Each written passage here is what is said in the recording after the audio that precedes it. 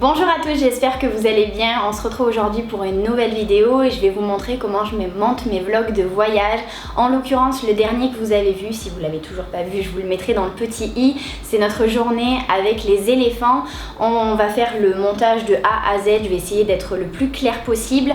Cette vidéo est en collaboration avec le site Udemy. Donc c'est un site de cours en ligne qui propose différents cours, que ce soit dans les catégories du développement personnel, également des cours de musique, et moi en l'occurrence j'ai choisi un cours sur comment maîtriser le montage des vidéos avec Adobe Premiere Pro, donc qui est mon logiciel de montage. J'ai voulu choisir ça pour augmenter mes compétences au niveau de la colorimétrie. Ça fait un petit moment que j'utilise ce logiciel là, donc tout ce qui est mettre des rushs, les couper, etc. je connais, mais je voulais vraiment m'améliorer au niveau de la colorimétrie. Je vous mettrai en barre d'infos le lien du site ainsi que la formation que j'ai suivie. Toutes les formations sont scindées en plusieurs chapitres et en sous-catégories. Ce qui est bien, c'est que s'il y a quelque chose qui ne vous intéresse pas, vous n'êtes pas obligé de l'écouter et de le voir en fait, tout simplement. Comme je vous ai dit, moi c'était vraiment au niveau de la colorimétrie que je voulais améliorer mes compétences, donc tout ce qui était éléments de base, j'ai laissé de côté et je suis passée au chapitre qui m'intéressait. Ce cours-là dure environ 7h30, il y a 65 sessions, donc ça peut paraître un peu long, mais après vous choisissez ce que vous voulez, vous pouvez y revenir, mettre pause, etc. Donc ça c'est plutôt bien. Et puis je pense que c'est tout, on va commencer le montage. Alors après avoir tout importé dans mon logiciel, à savoir le début de mes vidéos, la fin de mes vidéos, mon petit texte réseaux sociaux, ma musique aussi, très important, c'est un des éléments essentiels à avoir avant de commencer un montage. Et après du coup les rushs. On va commencer par l'introduction, donc vous allez cliquer 2 fois dessus et du coup directement la poser sur votre timeline, parce que je sais en fait que mon introduction est bonne de A à Z, donc j'ai même pas besoin de la vérifier. Ce que je fais après, c'est que je laisse toujours environ 15 secondes de blanc. Pourquoi? Parce qu'à la fin de mon montage, je vais insérer les meilleurs rushs, environ 4 à 6 rushs avec un petit bout de musique, pour montrer aux spectateurs ce qu'il va y avoir dans le vlog et les inciter à rester un peu plus longtemps, voire jusqu'à la fin. Du coup, après les 15 secondes, 30 secondes de blanc, je vais commencer par le début de mon vlog, à savoir bonjour à tous, la première rush en fait de mon vlog.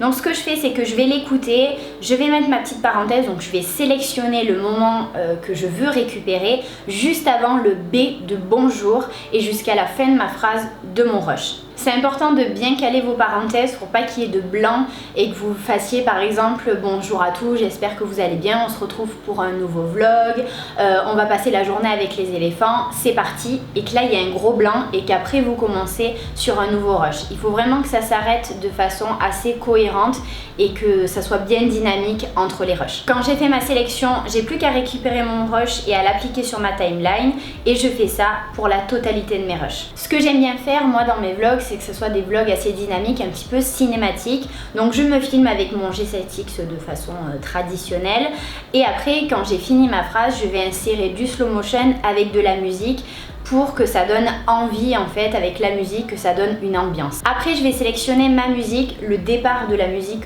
où je veux qu'en fait qu'elle parte tout simplement. C'est pas toujours au début parce que des fois vous avez une petite intro qui est un petit peu longue à monter.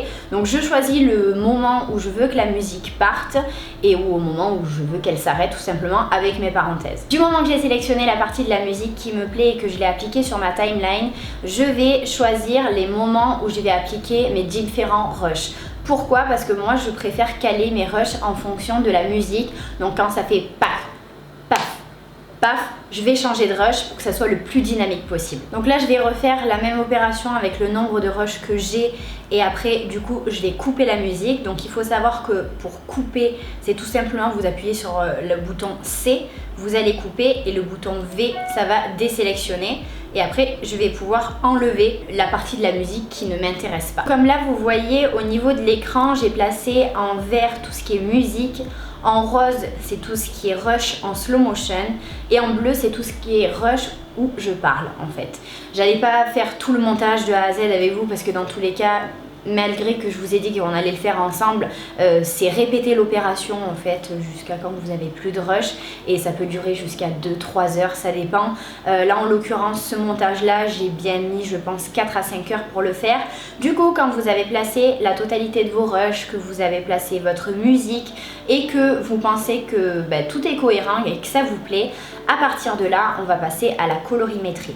Donc la colorimétrie, c'est tout simplement un filtre, comme un filtre Instagram que vous rajoutez par-dessus vos rushs pour changer les couleurs. Donc ce qu'on va faire, c'est qu'on va ajouter un calque d'effet.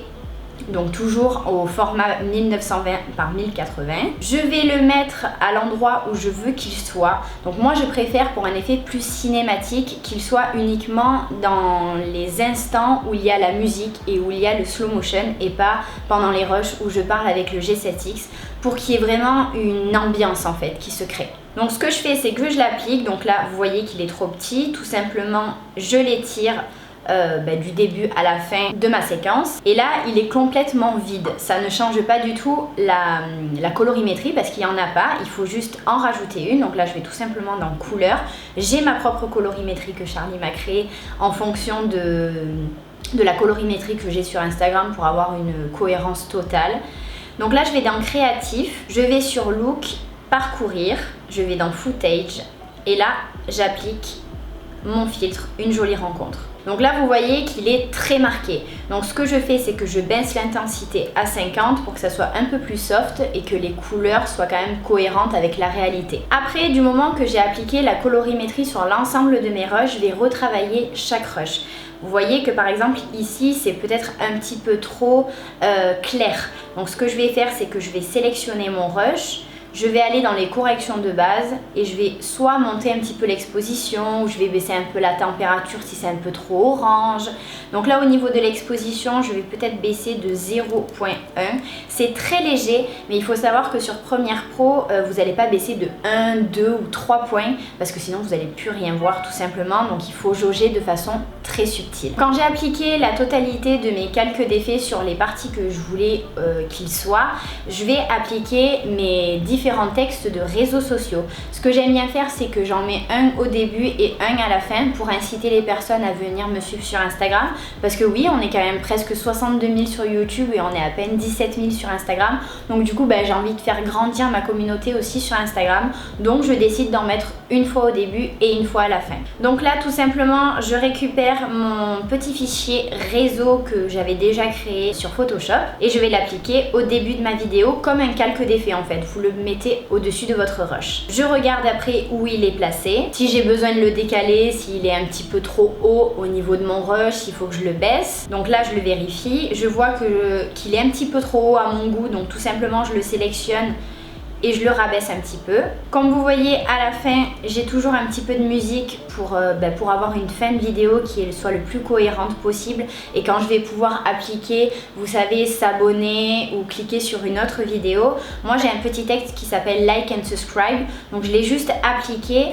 Et comme vous voyez, il y a des petits points. En fait, c'est tout simplement pour baisser le niveau et que ça aille complètement dans le noir. Et je fais pareil au niveau de la musique pour que ça soit bien fondu. Donc là, la vidéo est complètement terminée. Ce que normalement on est censé faire, c'est la revérifier directement sur Premiere Pro. Mais vu que mon ordinateur n'est pas forcément très performant plutôt, il est un petit peu lent. Ce que je fais, c'est que j'exporte la vidéo et après je la vérifie. S'il faut, je la supprime et je revais dessus si j'ai besoin de couper quelque chose, etc. Voilà ce que je fais pour le montage. J'ai pas voulu vraiment aller trop dans les détails parce que je savais que j'allais en perdre beaucoup. Dans tous les cas, si vous voulez vraiment aller dans le vif du sujet, savoir vraiment de A à Z complet comment faire une vidéo sur Premiere Pro, je vous invite à aller sur le site Udemy comme je vous l'ai dit en début de vidéo. J'espère en tout cas que cette vidéo vous aura plu et vous aura aidé. N'hésitez pas à me poser des questions en commentaire si vous voulez que j'aille plus dans des détails sur un point précis. J'espère que j'en aurais pas perdu trop. Comme je vous disais tout à l'heure, n'hésitez pas à venir me suivre sur Instagram parce que on vous partage plein de choses, de jolies photos avec Charlie. Et puis sur ce, moi je vous fais plein de gros bisous et je vous dis à bientôt dans une prochaine vidéo.